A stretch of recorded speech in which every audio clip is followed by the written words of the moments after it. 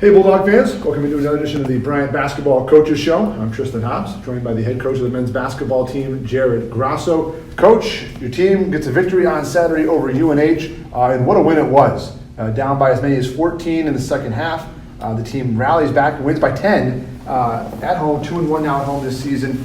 You must have been very pleased with the resolve of your team in the second half. Yeah, I think our kids fought in the second half. Obviously, we got off to a rough start again, which is something we need to kind of figure out, put ourselves in a little bit of a hole. But our kids competed and fought and found a way to win, and that's one of the things we've talked about is fighting through adversity and having some resiliency, and our guys did and made some big-time plays down the stretch to find a way to get a win. Let's first talk about the resiliency.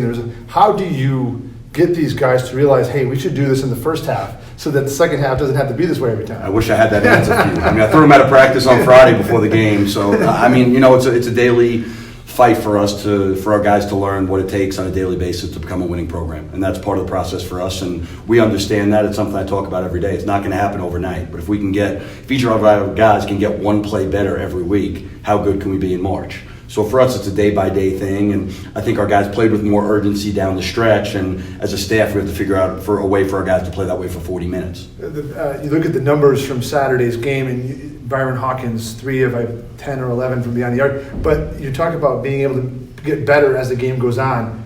He had a big 3 late in that game to help your team get back into it. 43-40 game, all of a sudden now Bash Towns is the big 3, Adam Grant's the big 3. Seems as about forgetting what you've done in the past and doing what's in the moment and making the best play you can. Absolutely. It's about next play, and I've talked to those guys about that, and I was whispering to Byron as he was walking down the sideline, you can be open, shoot the ball, and I knew he had struggled, but he puts a lot of time into it. He's a kid who's in the gym all the time, and him, Adam Grant, and Bash, all 3 stepped up and made really big shots for us down the stretch, and those guys put a lot of work in, so I'm confident in them, and I know we're going to shoot. I've said it from jump. I know we're going to start shooting the ball better. I know how much time our guys put in. I watch them make shots every day, so I still have confidence in them, and they have the confidence themselves to take and make big shots down the stretch. You know this team pretty well by now. What was your read on them after the game in the locker room, after they were able to kind of do what they did, come back and win by 10? What was your read on them? Can you see it starting to come together? I think they're understanding why I'm so urgent every day in practice, because winning is really hard.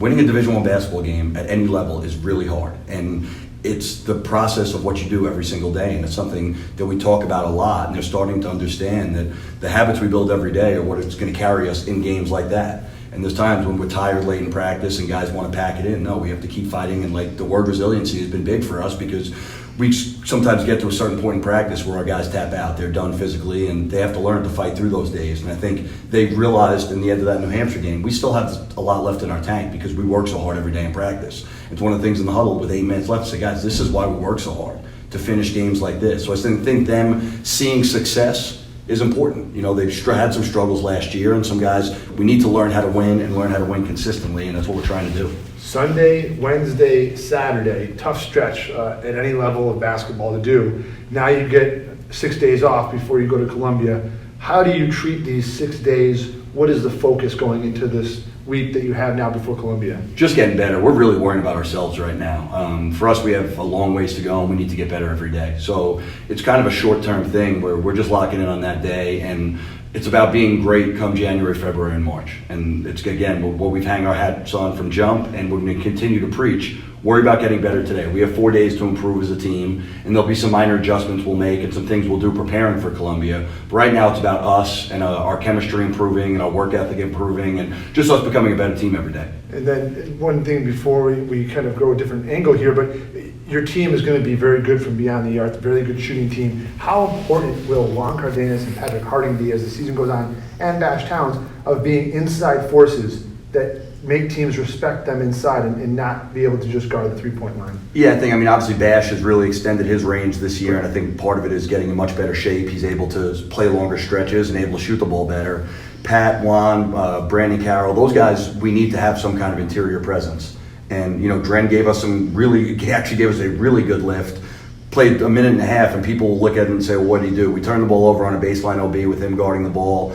He hedged a ball screening and tested a shot. So we need energy from those guys. And Juan Cardenas, Nino Hernandez, Dren, those guys gave us great energy when they came on the floor. So I talk to them all the time about everyone has a different role.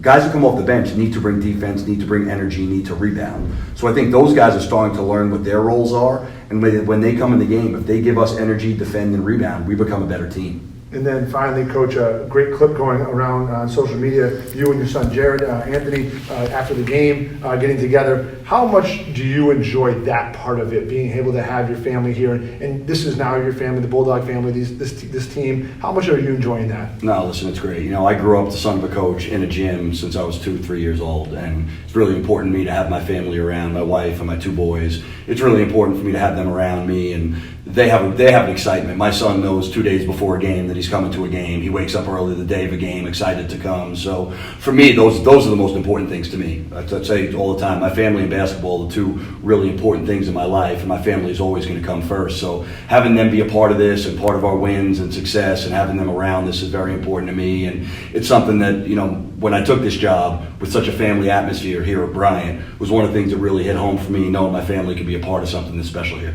Head coach Jared Grasso, the Bulldogs on the road this week at Columbia. Thanks for joining us, Coach, and we'll see you next week for another edition of the Bryant Basketball Coaches Show.